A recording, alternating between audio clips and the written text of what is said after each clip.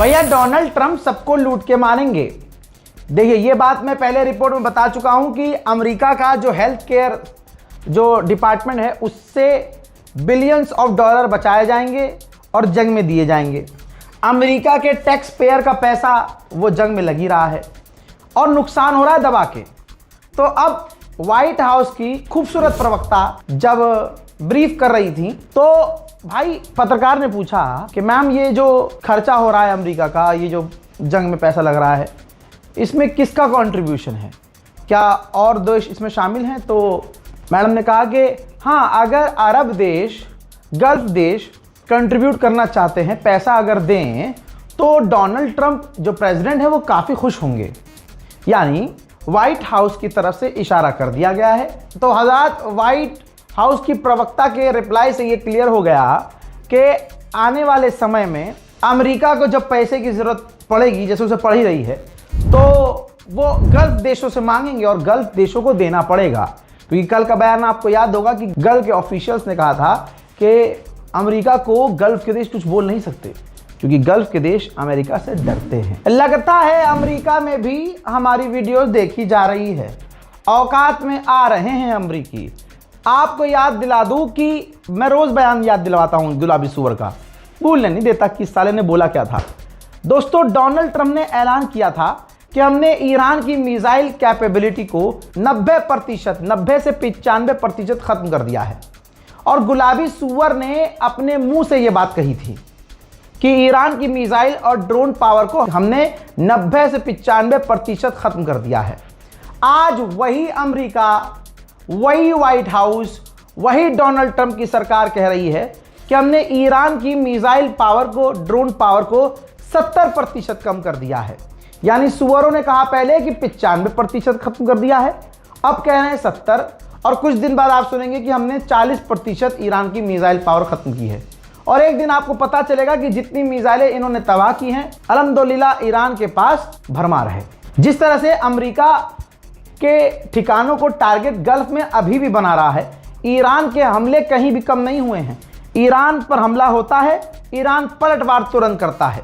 ये action reaction दोनों बता रहा है कि ईरान की मिसाइल पावर कहीं से कम नहीं हुई है। व्हाइट हाउस की तरफ से धमकी दी गई है और अमेरिका के हर व्यक्ति को डोनाल्ड ट्रंप ने, क्योंकि इसकी धमकी काम नहीं आ रही है, तो हर ऑफिशियल को धमकाने पर लगा दिया है। व्हाइट हाउस की खूबसूरत प्रवक्ता ने अपने खूबसूरत मुंह से गंदी बात कही।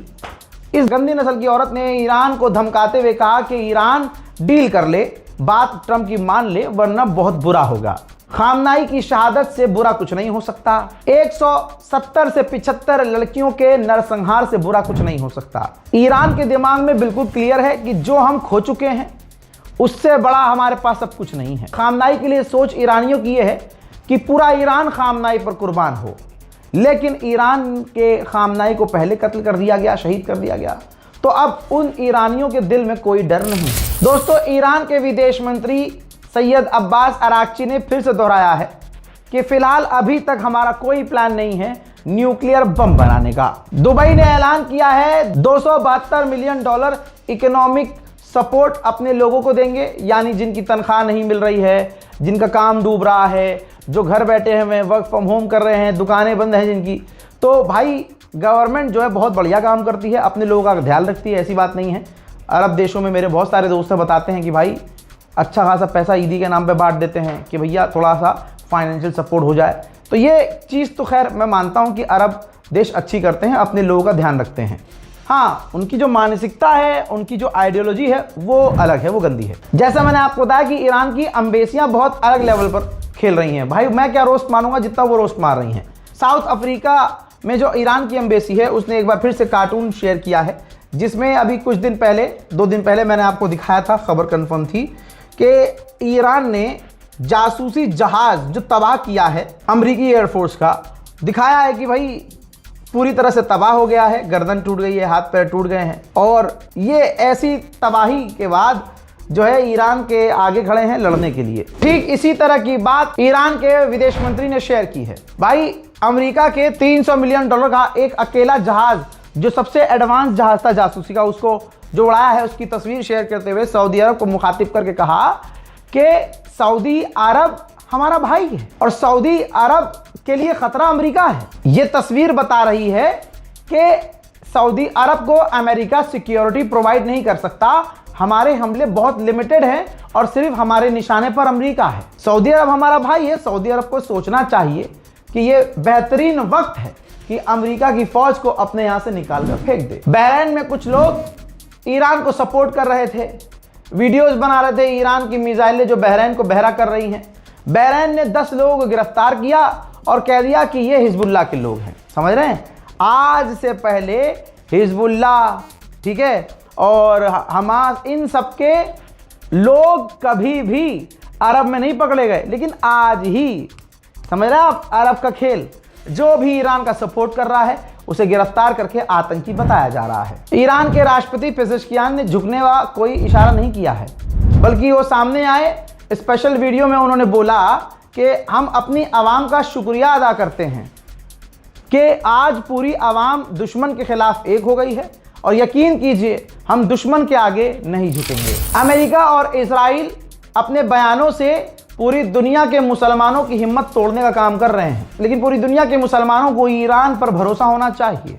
जहां भरोसा टूटने लगता है यह आदमी सामने आ जाता है, जो IRGC का स्पोक पर्सन है।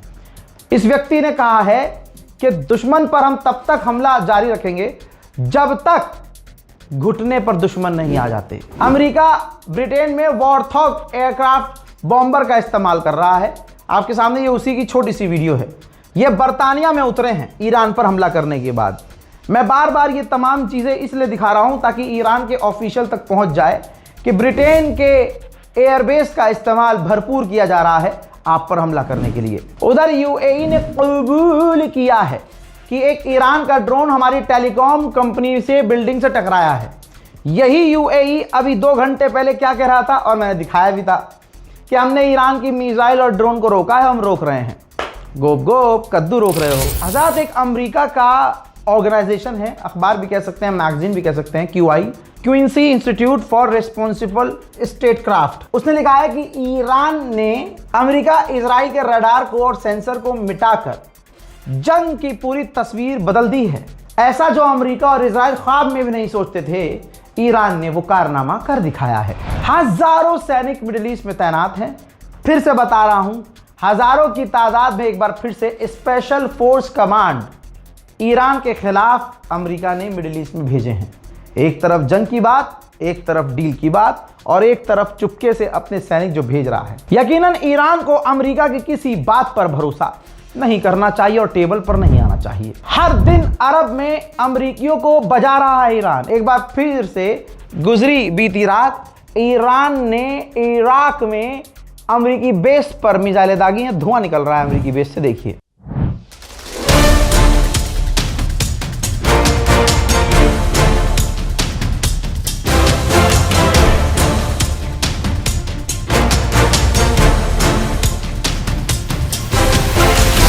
हजरात, लग रहा है कि लाल सागर भी अब बंद कर देगा ईरान, क्योंकि अमेरिकी ऑफिशियल ने कहा है कि ईरान अब हुथीज से कह रहा है कि वो जो आखिरी रास्ता है दुनिया को एक तरफ जोड़ने का, उस रेड सी को भी बंद कर दो। अमेरिका का विदेश मंत्री बुरी तरह से रो रहा है, वो अपना खाला की तरह बिदक रहा है कि नेटो का अगर ये पॉलिसी है कि सिर्फ यूरोप के लिए है, कि यूरोप को बचाना है, तो फिर आगे हम भी याद रखेंगे।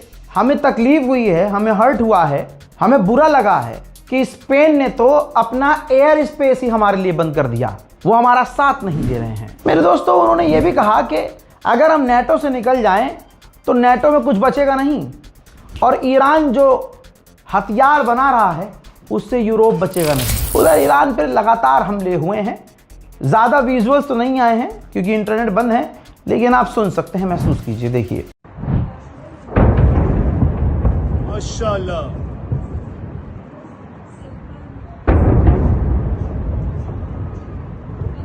माशाअल्लाह।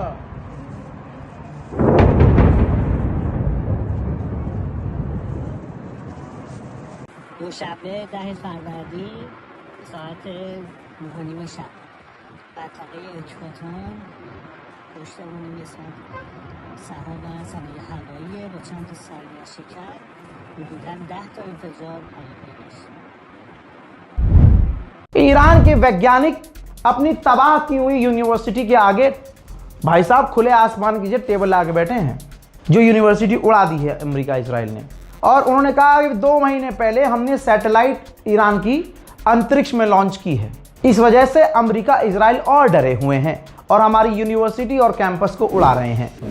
و اما امروز آنچه در پشت سر ما داره نمایش داده میشه و عزیزان ملاحظه میفرمایند بخشی مربوط به ویرانه‌هایی است که توسط رژیم صهیونیستی و امریکا جنایتکار منهدم شده. مرکز تحقیقاتی بوده در میانه دانشگاه، در وسط دانشگاه علم و صنعت ایران. ملاحظه می‌فرمایید دانشکده‌های مجاور مثل دانشکده فیزیک، دانشکده ریاضی، دانشکده معارف و اینها آسیب دیدن و البته اون مرکز تحقیقاتی ما افتخار می‌کنیم به اینکه در باشگاه دانشگاه‌های نسل 3 و 4 دانشگاه علم و صنعت وارد شده و توانسته भैया तुम्हारी औकात नहीं, ईरान से हसद करने वाले यजीद की फौज वाले सामने आ नहीं सकते। बिन सलमान के चूतड़ों में इतना दम नहीं है कि फौज उतार दे, क्योंकि ईरान इतना मारेगा कि बिन सलमान अपने सारे गुनाह उंगलियों पर गिन गिन के माफिया मांगेगा। ये याद रखना, मैं ये जानबूझ के बोलता हूं ताकि यजीदी हमारे बीच पहचान में आ जाएं। खेलता मैं भी हूं भाई। अब सुनिए, ईरान की औरतों ने हथियार उठा लिया है, तुम इन्हें हराओगे। तस्वीर देखिए, ईरान की औरतें भाई हथियार उठा चुकी हैं, आर्मी की गाड़ियों में तैनात हो चुकी हैं, गश्त कर रही हैं ईरान में। भैया इनसे कौन जीतेगा भाई? ईरान का कोई एक बच्चा आपको ये कहता हुआ नहीं दिखेगा कि हाँ मेरे बाबा को मार दिया, मेरे 4 भाइयों को मार दिया, मेरे चचा जान को मार दिया, तो हमें अमेरिका से डील करनी चाहिए ना। वो लड़ रहे हैं, लड़ने को तैयार हैं, झुकने को तैयार नहीं। ईरान ने ऑफिशियली कहा है, अल जजीरा का प्रूफ है मेरे पास, ईरान ने कहा है कि हमारी कोई बात अमेरिका से नहीं हुई है, जो अमेरिका ने प्रपोजल भेजा है वो भी मीडिएटर से भेजा था। हज़रात मोहतरम ये हालात हैं। पूरी रात अपडेट किया है, पूरा दिन निकल चुका है, ठीक पिछला दिन निकल चुका है पूरी रात में।